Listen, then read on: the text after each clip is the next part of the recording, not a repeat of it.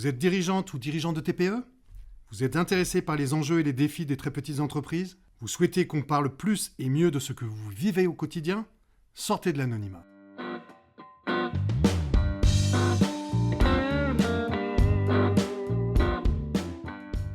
Alors aujourd'hui, nous allons parler d'un thème d'actualité qui est la politique et le business. Vous écoutez les podcasts Ma vie de patron, la chaîne des dirigeants de petites entreprises. Vous avez un projet de start-up innovante? Je vous aide à définir le meilleur business plan et la meilleure stratégie marketing. Contactez-moi sur mavidepatron.fr. En effet, il semble que politique et business ne fassent pas bon ménage. Alors, surtout en ces périodes d'instabilité politique à l'échelle mondiale. J'ai eu la chance, ou la malchance, on verra après, d'avoir une activité politique en tant que conseiller municipal et conseiller communautaire pendant 12 ans dans le Nord Finistère.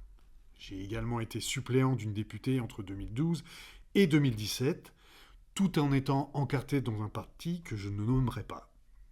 J'ai beaucoup appris. Or, force est de constater que cette expérience a été assez néfaste, en tout cas mal vécue, pour ma vie professionnelle, et ceci pour plusieurs raisons. En fait, quand vous avez un positionnement politique, ça peut être difficile à gérer vis-à-vis de vos salariés, parce qu'ils n'ont pas forcément les mêmes opinions politiques que vous, ils ne sont pas forcément positionnés pareil, et du coup, ils peuvent être gênés par vos positions, et même surtout si eux-mêmes n'ont pas de... Enfin, ils veulent rester neutres d'une certaine manière. Donc, du coup, c'est déjà une première raison pour laquelle c'est compliqué d'être positionné en tant que dirigeant politiquement.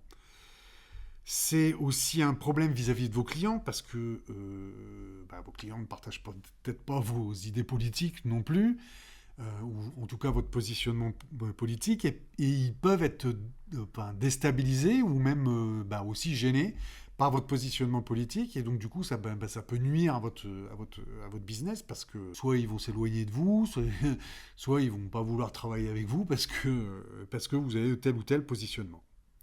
Et puis dernièrement, c'est aussi un problème vis-à-vis de vos autres collègues chefs d'entreprise qui souvent n'apprécient pas que vous preniez position. Alors sur ce dernier point, en fait je pense qu'il y a une ambiguïté manifeste, parce que beaucoup de mes collègues dirigeantes ou dirigeants d'entreprise ont un positionnement qui est plutôt à droite, on va dire.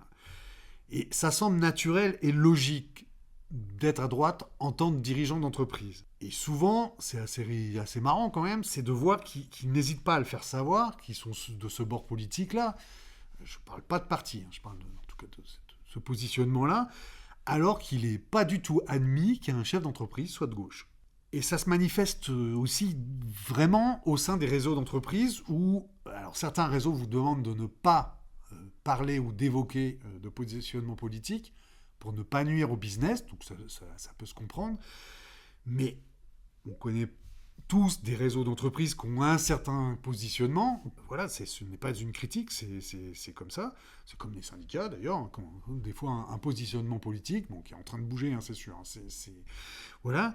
Et souvent, dans des réseaux d'entreprise, lorsque j'avais cette petite activité politique, m'a été reproché d'avoir ce positionnement politique. Et j'ai eu une expérience assez douloureuse en tant que dirigeant d'un réseau d'entreprise local, où on m'a fait comprendre que je ne devais pas, même si j'en parlais pas, que je ne devais pas prendre position publique en étant à la fois dirigeant d'un réseau d'entreprise et avec un positionnement, enfin avec des mandats politiques par ailleurs. Donc on m'a fait clairement comprendre que c'était incompatible. Le maire de la ville où je me situais m'a fait comprendre aussi que ça le dérangeait et que je ne pouvais pas mélanger les deux. Alors que lui était positionné déjà politiquement, mais moi, en tant que chef d'entreprise, je ne pouvais pas avoir ce positionnement-là. Donc vous voyez qu'il y a une ambiguïté dans cette façon de traiter finalement les opinions qu'on pourrait avoir en tant que chef d'entreprise. C'est quand même aussi assez flagrant de voir que certains grands patrons peuvent se permettre d'afficher leur appartenance politique, souvent à droite, faut quand même le signaler, car ils ont souvent un pouvoir économique local, voire national, et donc personne, évidemment, ne leur contesterait ce positionnement politique, parce qu'il est incontesté, et donc on va rien leur dire.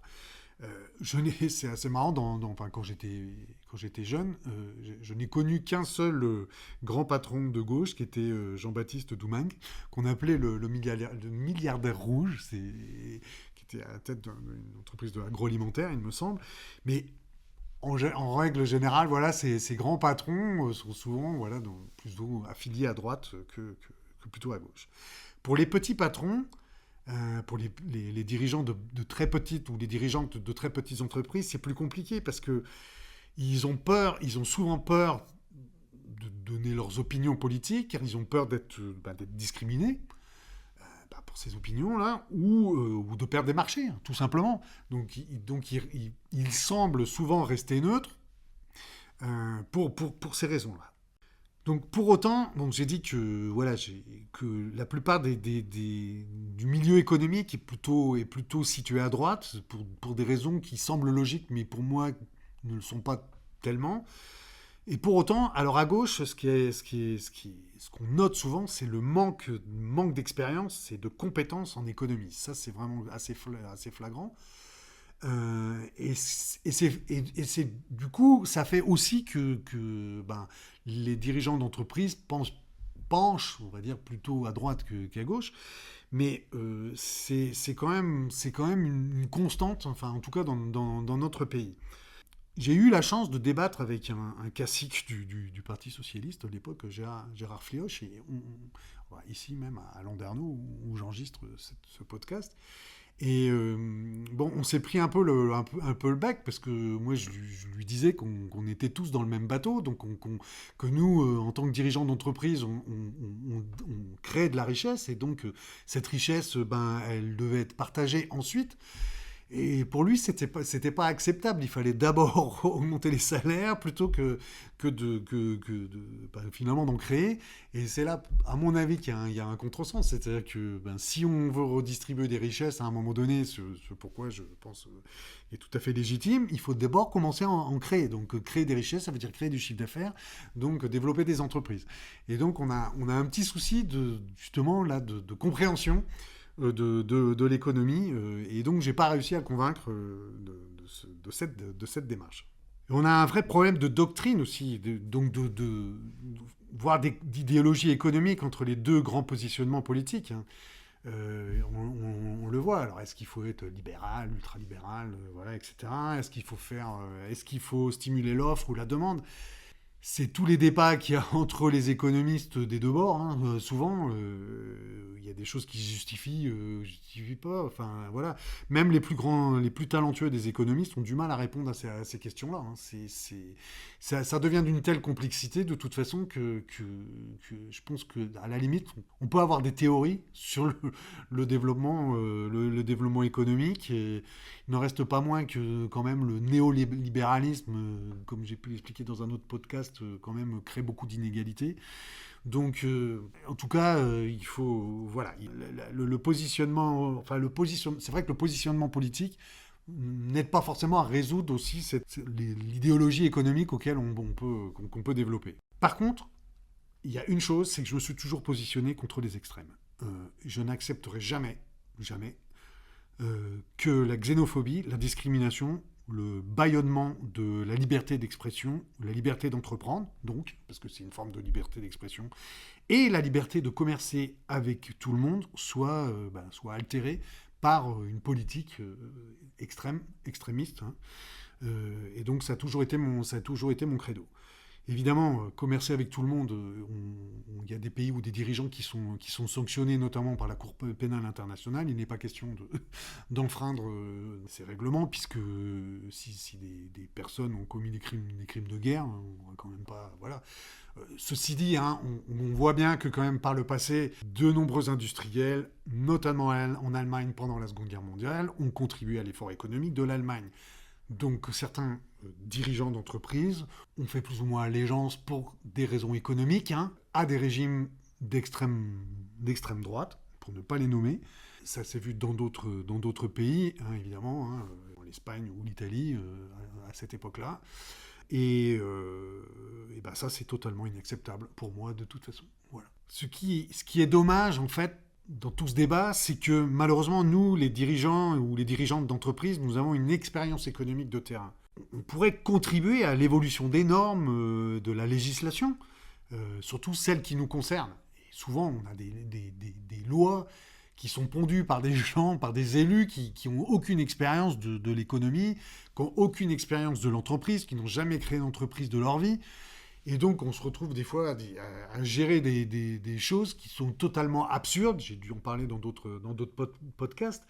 Mais il me semble que ça n'arriverait pas si, au moins, on avait une représentation au niveau national pas les seules, mais en tout cas que les entreprises, d'ailleurs de toute taille, soient représentées au Parlement, hein, que ce soit l'Assemblée nationale ou le Sénat. Alors, il y en a quelques-uns, mais je crois que c'est assez faible.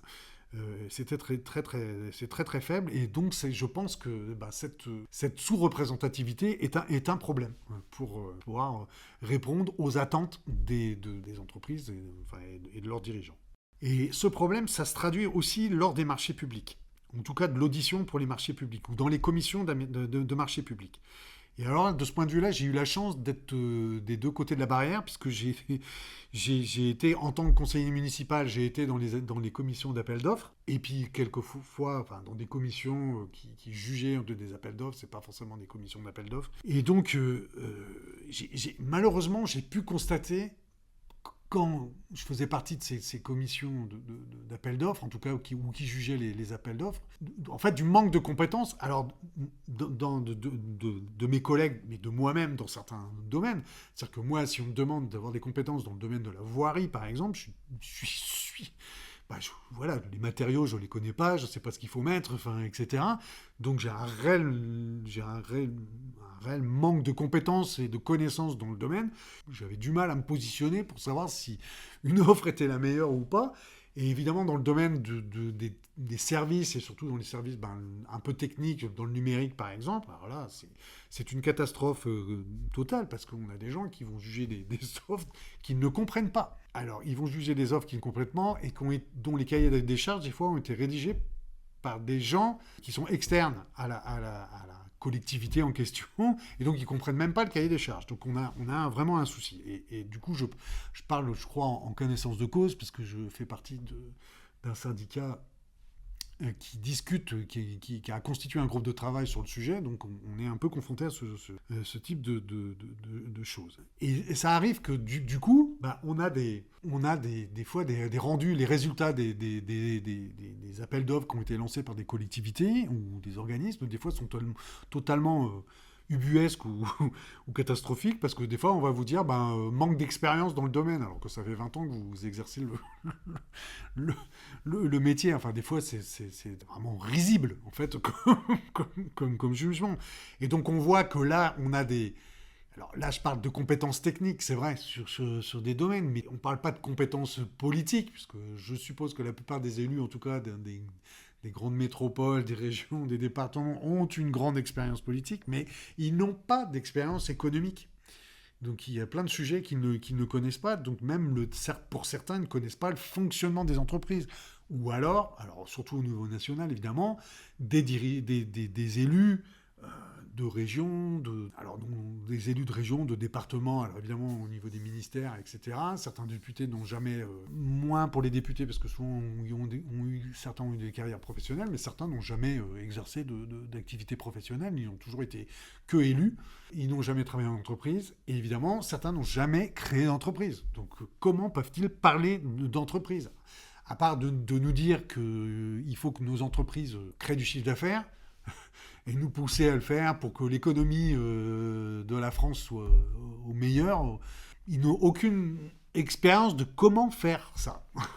Donc on a un petit souci. Ça devient un réel problème. C'est assez drôle aussi de voir que les élus, par exemple, quand dans les appels d'offres, je continue sur les appels d'offres, c'est les élus de votre bord, par exemple, parce que ça a une influence aussi sur les décisions qui sont prises lors des marchés publics. Les élus qui sont censément être de votre bord, Ils s'empêchent de vous donner le marché parce qu'ils ont peur d'être accusés de clientélisme. Je l'ai vécu quand même assez souvent. Certains élus de l'autre bord, donc qui sont pas dans votre bord, eux, ils vous donnent pas le marché parce qu'ils veulent vous sanctionner, parce qu'ils veulent pas vous donner. Mais de temps en temps, les élus de l'autre bord vous donnent le marché, comme ça, au moins, ils peuvent pas être accusés de clientélisme. C'est assez drôle comme façon de procéder. Bon, donc on voit bien que quand même, cette histoire de positionnement politique, ou en tout cas de ce qu'on croit être telle ou telle personne, bon, ça a une influence sur aussi la façon dont l'entreprise aussi peut ou va se développer.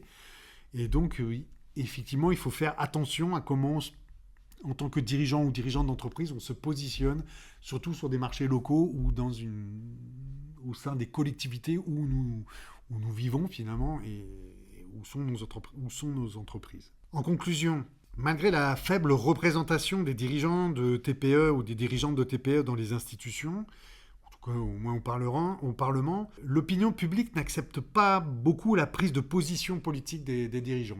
Ils ont l'impression que c'est pas leur place, donc ils ont pas à le faire. Voilà, ils leur auraient reproché de ne pas tenir leur place, en fait, et donc de changer de registre. C'est peut-être un peu dommage parce que tout le monde a une opinion, y compris dans le domaine politique, parce qu'on peut influencer la façon dont on gère les affaires publiques. Et nous sommes pourtant partie prenante des orientations économiques et donc politique que l'État pourrait prendre en toute connaissance de cause et surtout en nous consultant. Vous avez un projet de start-up innovante? Je vous aide à définir le meilleur business plan et la meilleure stratégie marketing. Contactez-moi sur maviedepatron.fr. Les TPE représentent 1 million de dirigeants d'entreprise. Il était temps qu'on parle de ces femmes et de ces hommes qui produisent une partie non négligeable des richesses de ce pays. Je vous dis donc à bientôt pour d'autres podcasts sur les TPE.